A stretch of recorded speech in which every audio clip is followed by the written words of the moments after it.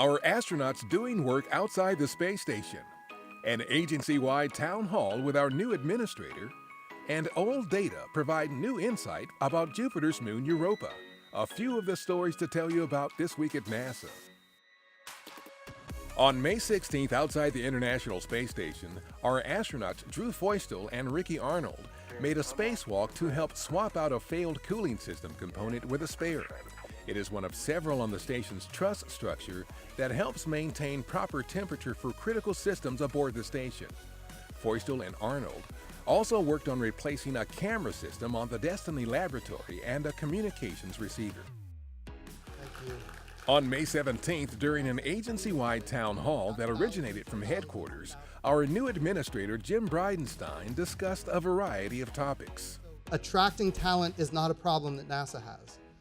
What we've got to make sure we're doing is making sure that we're attracting the diverse talent that ultimately is the best talent. The goal is we need the absolute best workforce for the absolute best agency in the U.S. government.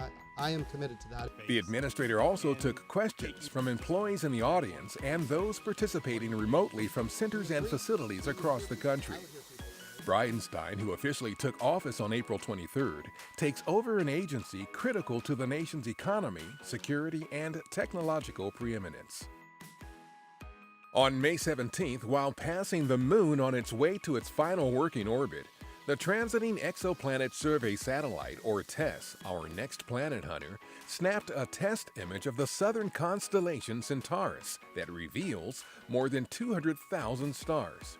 TESS is expected to cover more than 400 times as much sky as shown in the image during its initial 2-year search for exoplanets.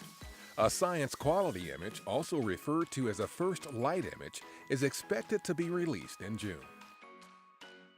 Old data from our Galileo mission, re-examined with new modeling techniques, are providing new insight into the question of whether Jupiter's moon Europa has the ingredients to support life. We were aware of the possibility, but it was certainly not of something that we thought was highly probable. It was quite an aha moment.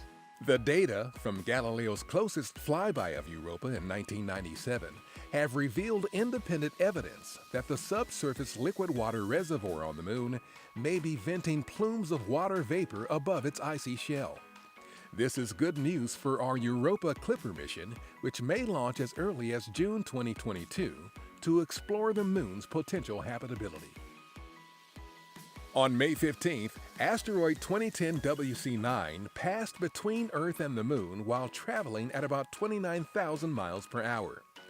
At the time of closest approach, the asteroid came no closer to Earth's surface than about 120,000 miles, which is about half the distance between Earth and the moon.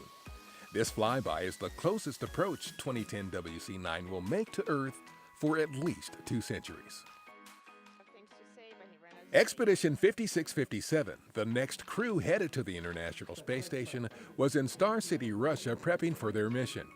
Our Serena Onion Chancellor, Sergei Prokopyev of Roscosmos, and Alexander Gerst of the European Space Agency are scheduled to launch June 6th from Kazakhstan for a 6.5-month mission on the station.